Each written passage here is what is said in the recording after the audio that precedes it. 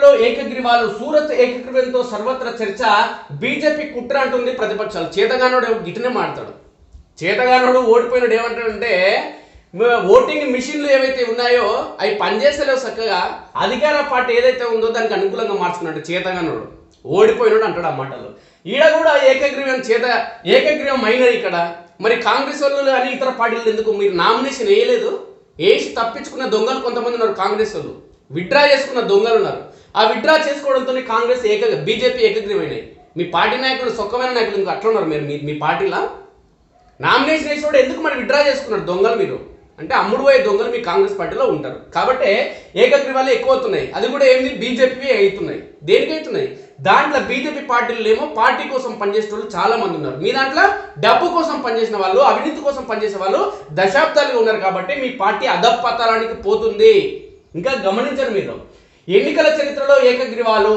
గుజరాత్లో అన్ని లోక్సభ స్థానాలకు మే 7న మూడో విడతలో భాగంగా పోలింగ్ జరిగింది.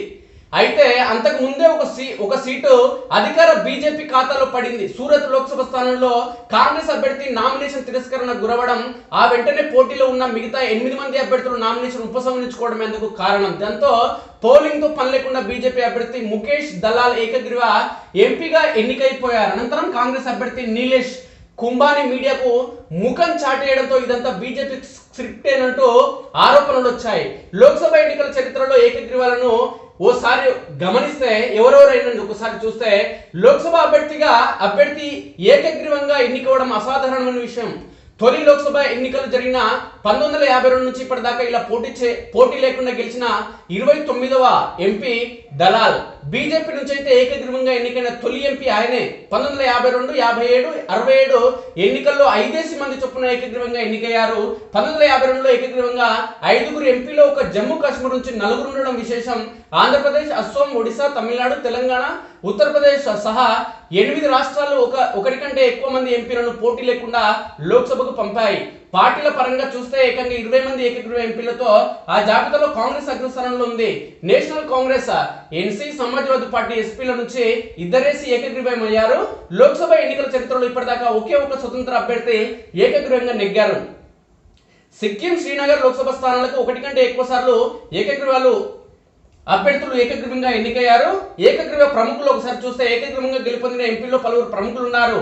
మహారాష్ట్ర మాజీ ముఖ్యమంత్రి వైపీ చవాన్, జమ్మూ కాశ్మీర్ మాజీ సీఎం ఫారూక్ అబ్దుల్లా, నాగాలాండ్ మాజీ సీఎం మాజీ గవర్నర్ ఎస్సీ జమీర్, ఒడిశా తొలి సీఎం హరే కృష్ణ మహతాబ్, రాజ్యాంగ పరిషత్ సభ్యుడు కాంగ్రెస్ నాయకుడు టిటి కృష్ణమాచారి, కేంద్ర మాజీ మంత్రులు పిఎం సయీద్ తదితరులు ఈ జాబితాలో ఉన్నారు. ఆంధ్రప్రదేశ్ విషయానికి వస్తే విజయవాడ నుంచి కేఎల్ రావు పోటీ లేకుండా గెలిచారు.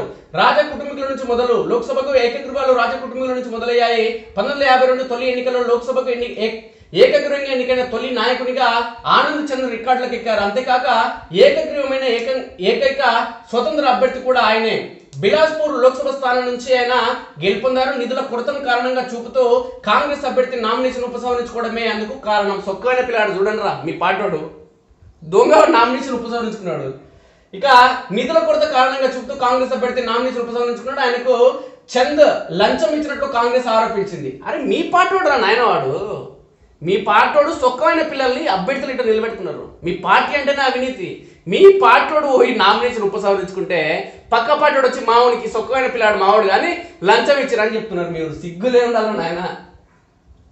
చంద్ ఎన్నికను కోర్టులో సవాల్ కూడా చేసింది. అయితే తీర్పు చాంద్కే అనుకూలంగా ఇచ్చింది. ఇక ఒడిశా తొలి సీఎం హరికృష్ణ మహతాబ్ 1962లో అంగుల్ నియోజకవర్గం నుంచి ఏకగ్రీవంగా ఎన్నికయ్యారు. ఆయనపై బరిలో ఉన్న గణతంత్ర పరిషత్ పార్టీ అభ్యర్థి నామినేషన్ ఉపసంహరించుకోవడమే అందుకు కారణం.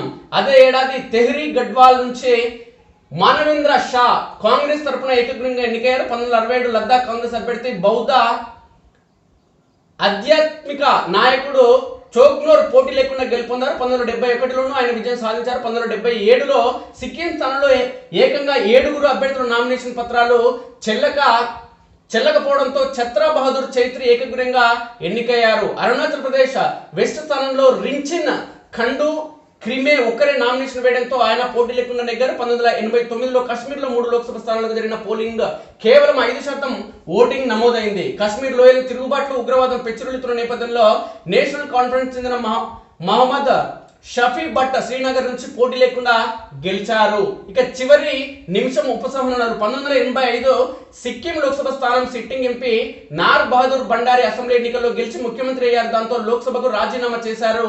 ఉప ఎన్నికల్లో ఆయన భార్య దిల్ కుమారి బండారి సిక్కిం సంగ్రామ్ పరిషత్ నుంచి ఏకగ్రీవంగా నెగ్గారు. కాంగ్రెస్ తో సహా 8 మంది అభ్యర్థులు నామినేషన్లు ఉపసంహరించుకోవడమే అందుకు కారణం. అధికార పార్టీ వారిపై బెదిరింపులకు పాల్పడినట్టు ఆరోపణలు వచ్చాయి. ఆయన ఏడ చూసినా మీ కాంగ్రెస్ వాళ్ళు ఉపసంహరించుకుంటే పక్క పార్టీ ఎవడో ఒకటి గెలిచిండ్రు నాయన. అంటే మీ నేతలు కానీ ఎట్లా ఉన్నారంటే మీ సెలక్షన్ అట్లా ఉంది చూడండి. కన్నౌజ్ నుంచి డింపుల్ వరకు దళాలకు ముందు చివరిసారిగా ఏకగ్రీవంగా గెలిచిన ఎంపీ సమాజ్వాదీ పార్టీ నాయకురాలు డింపుల్ యాదవ్. కన్నౌజ్ ఎంపీగా ఉన్న ఎస్పీ అధినేత అఖిలేష్ యాదవ్ 2012లో యూపీ అసెంబ్లీ ఎన్నికల్లో గెలిచి సీఎం అయ్యారు. దాంతో ఖాళీ అయిన కన్నౌజ్ లోక్సభ స్థానం నుంచి ఆయన భార్య డింపుల్ బరిలో దిగారు. కాంగ్రెస్, బీఎస్పీ, రాష్ట్రీయ లోక్దల్ ఆర్ఎల్తో సహా ప్రధాన పార్టీలు ఉప ఎన్నికకు దూరంగా ఉన్నాయి. కొందరు స్వతంత్రులతో పాటు బీజేపీ పలు చిన్న పార్టీలు బరిలో దిగాయి. కానీ అంతా నామినేషన్లు ఉపసంహరించుకోవడంతో డింపుల్ ఏకగ్రీవంగా నెగ్గారు. తమ అభ్యర్థులు నామినేషన్ వేయకుండా ఎస్పీ అడ్డుకుందని బీజేపీ, పిఎస్ వంటి పార్టీలు ఆరోపించడం విశేషం. అంటే ఎక్కువగా ఏకగ్రీవం అయిందంటే ఇప్పటివరకు కాంగ్రెస్ పార్టీకి సంబంధం అంటే వాళ్ళు కాంగ్రెస్ లో ఏకగ్రీవం అయితేనేమో అది రాజ్యాంగ బద్ధంగా జరిగినట్లు, కాంగ్రెస్ పార్టీ కాకుండా వేరే పార్టీ అయితే అది రాజ్యాంగ విరుద్ధమైనట్లు అది వాళ్ళు చెప్పే నాటకం. చేతగాక నోరు తెలిస్తే రాజ్యాంగం అనే పదం వాళ్ళకు వస్తుంది తప్ప వేరేది రాదు.